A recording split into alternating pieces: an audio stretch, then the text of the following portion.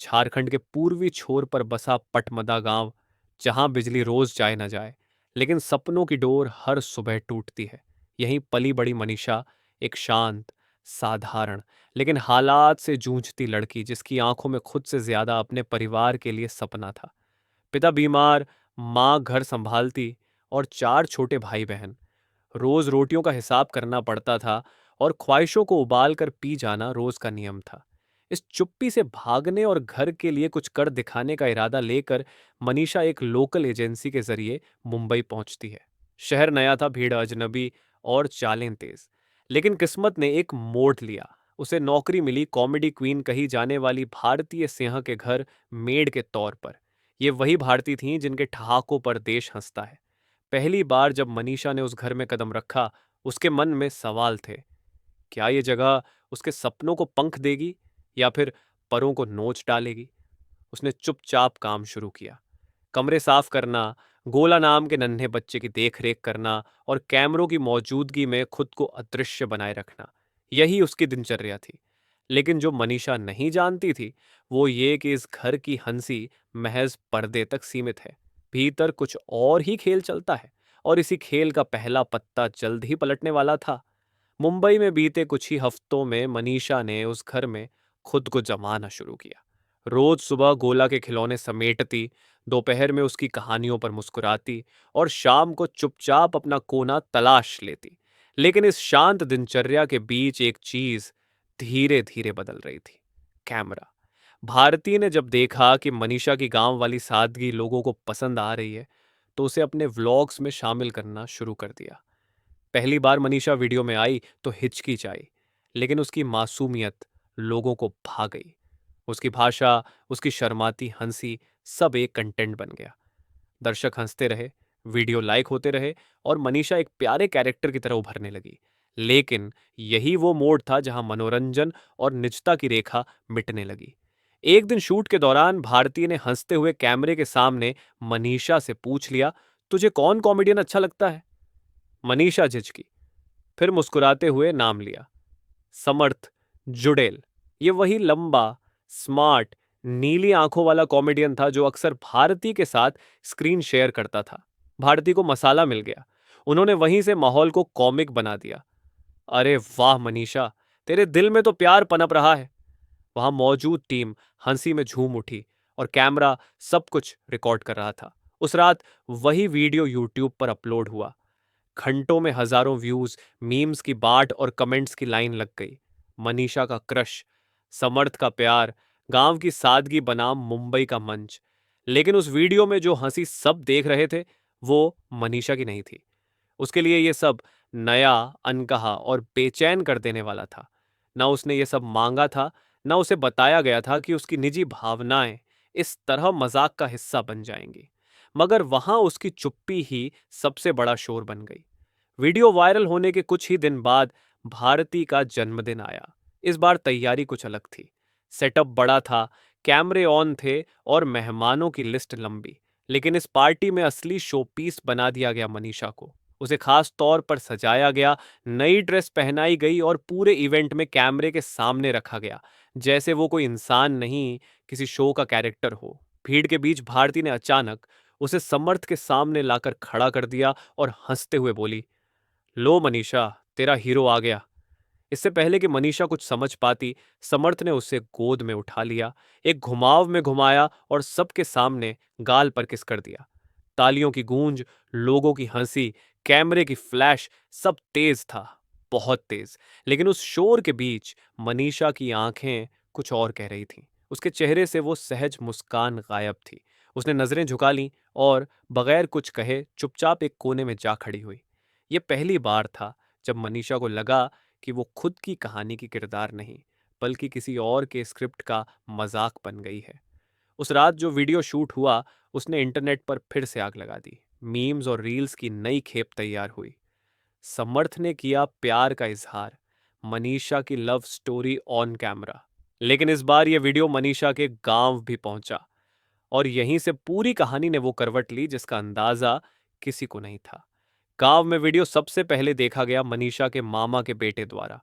उसने उसी शाम घर पर दिखा दिया। माहौल सन्नाटे में बदल गया। पिता का चेहरा सख्त हो गया, मां की आंखें भर आईं और घर के कोने कोने में एक अजीब सा अपराध बोध खुल गया।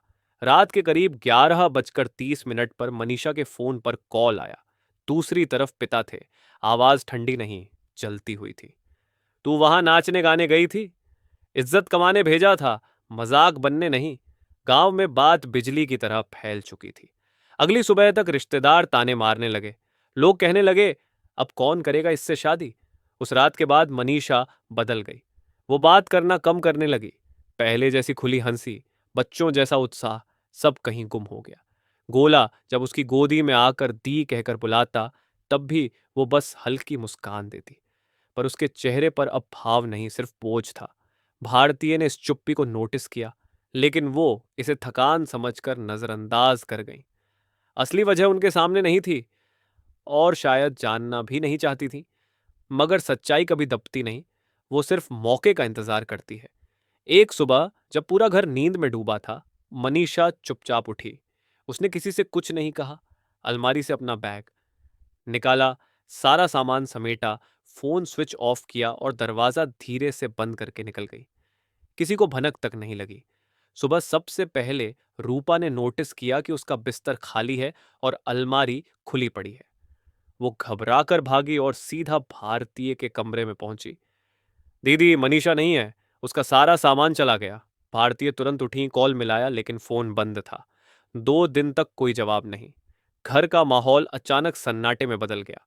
फिर तीसरे दिन रूपा के फोन पर एक मैसेज आया, दीदी को बोल देना अब मैं वापस नहीं आऊंगी, कोई और मेड रख ले। बस इतना।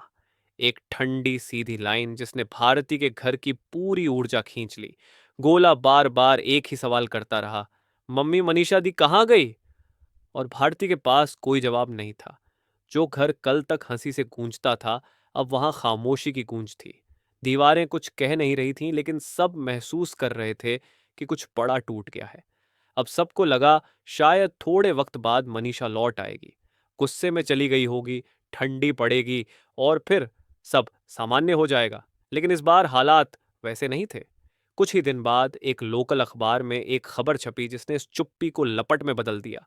पंचायत का फैसला, बेटी की इज्जत का होगा इंसाफ। झारखंड के उसी पटमदा गांव की गलियों में अब एक नई चर्चा थी। मनीषा के पिता ने गांव के प्रमुख लोगों को बुलाया, रिश्तेदारों को इकट्ठा किया और पंचायत की बैठक बुलाई। जिस लड़की को गांव ने गर्व के साथ शहर भेजा था, आज उसी का वीडियो लोग हंस हंस कर देख रहे थे। पंचायत में खुले तौर पर पिता ने कहा, हमारी बेटी को पूरी दुनिया के सामने मजाक बनाया गया। उसकी सहमति के बिना वीडियो रिकॉर्ड हुआ, वायरल हुआ और अब उसकी शादी ब्याह की बात तक रुक गई है। वहां कोई चुप नहीं बैठा। सबने सिर हिलाया और फैसला लिया। इज्जत का सवाल है, अब बात यहीं नहीं रुकनी चाहिए। अगले दिन घर पर प्रेस बुलाया गया। दरवाजे के बाहर एक बैनर टांगा गया, हम मुंबई जाएंगे, केस करेंगे, हमारी बेटी की आवाज अब दबेगी नहीं। ये खबर सोशल मीडिया पर तेजी से फैलने लगी। गांव की एक लड़की और देश की बड़ी कॉमेडियन का आमना सामना, ये हेडलाइन बन चुकी थी। उधर मुंबई में भारतीय अब तक यही मान रही थीं कि मनीषा नाराज होकर चली गई है। शायद वक्त लगेगा, लेकिन लौट आएगी।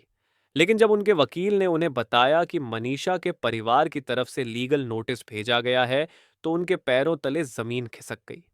नोटिस में साफ लिखा था, भावनात्मक उत्पीड़न, सार्वजनिक बेइज्जती और मानसिक क्षति का दावा किया जा रहा है। मनीषा की इजाजत के बिना उसके वीडियो बनाए गए, अपलोड किए गए और उन्हें वायरल कर दिया गया। भारती के हाथों में नोटिस था और मन में भूचाल। वो बिस्तर पर बैठ गईं जैसे शरीर वहीं ठहर गया हो। पास खड़े हर्ष ने फाइल अपने हाथ में ली और गंभीर आवाज में कहा, अब ये केस सीधे कोर्ट जाएगा। ये वही पल था जब भारती को समझ आया कि ये कोई मजाक नहीं रहा। न कैमरा इसे काट सकता है, न हंसी इसे ढक सकती है। मामला अब एक पब्लिक फिगर के इमेज से ज्यादा एक आम लड़की की गरिमा से जुड़ गया था। जैसे जैसे सोशल मीडिया पर कहानी तूल पकड़ रही थी, नए नए वीडियो, थंबनेल और ब्लॉग पोस्ट सामने आने लगे। हर प्लेटफॉर्म पर यही लिखा जा रहा था, भारतीय सिंह की मेड ने भेजा लीगल नोटिस, इज्जत के सवाल पर गांव पहुंचा मामला, कॉमेडियन के खिलाफ कोर्ट केस फाइल। लोग इस कहानी को सच मान बैठे। इंटरनेट पर बहस छिड़ गई, क्या सेलिब्रिटीज अपने स्टाफ के साथ ऐसा व्यवहार कर सकते हैं? क्या फेम का मतलब है किसी की निजी जिंदगी का मजाक उड़ाना? लेकिन जब पत्रकारों ने तह तक जाने की कोशिश की, तो कहानी का ढांचा दरकने लगा। सबसे पहले सामने आई एक सच्चाई। मनीषा या उसके परिवार की तरफ से अब तक न तो किसी पुलिस स्टेशन में एफआईआर फाइल हुई थी और न ही फैमिली कोर्ट में केस। जो कथित लीगल नोटिस वायरल हो रहा था, वो असल में किसी लोकल पेज द्वारा तैयार किया गया एक मनगढ़ंत डॉक्यूमेंट था। और वो लोकल अखबार असल में एक पुराना ब्लॉग था जिसे न्यूज साइट की तरह डिजाइन किया गया था। असल में दो सच्चाई थी। पहली, मनीषा ने वाकई नौकरी छोड़ी थी और बिना बताए चली गई थी। दूसरी, भारतीय और उनके पति पर साल 2020 में ड्रग्स मामले में एक जांच चल रही थी। लेकिन इसी बीच सोशल मीडिया कंटेंट पेजों ने इन दो अलग अलग घटनाओं को जोड़कर एक नई कहानी रची। एक कहानी जिसमें ड्रामा था, इमोशन था और वायरल होने लायक कंट्रोवर्सी थी। यही आज की सबसे बड़ी विडंबना है। इंटरनेट पर जो सबसे ज्यादा देखा जाता है, वही सबसे ज्यादा झूठ हो सकता है। लोग स्क्रीनशॉट और वायरल वीडियो को सबूत मानने लगे हैं, लेकिन असल दस्तावेज कहाँ हैं, इसकी परवाह कोई नहीं करता। भारतीय के नाम पर जो केस वायरल किया गया, उसकी कोई कानूनी पुष्टि नहीं थी। और मनीषा, उसने कभी प्रेस से बात नहीं की, कोई इंटरव्यू नहीं दिया। उसका सिर्फ एक मैसेज था, अब मैं वापस नहीं आऊंगी। इस पूरे ड्रामे ने एक बात साफ कर दी, आज का डिजिटल सच अक्सर कागजी झूठ होता है। अब सवाल उठता है, क्या ये सब किसी साजिश का हिस्सा था, या फिर वायरल होने की लालच में बनाया गया एक फिक्शनल नैरेटिव? अगर आप भी उन लाखों लोगों में से एक हैं जो हर वायरल खबर पर भरोसा कर लेते हैं, तो ये कहानी आपके लिए एक चेतावनी है।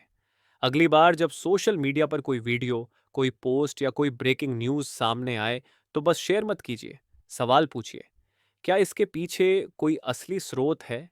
क्या ये खबर सिर्फ मनोरंजन है या सच्चाई का रूप लिए खड़ा झूठ?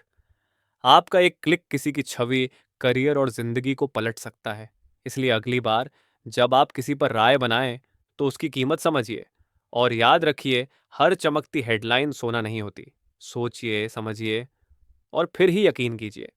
अगर आप ऐसी और असली बनाम नकली खबरों की पड़ताल देखना चाहते हैं, तो इस चैनल को फॉलो कीजिए, वीडियो को लाइक और शेयर कीजिए और घंटी दबाइए।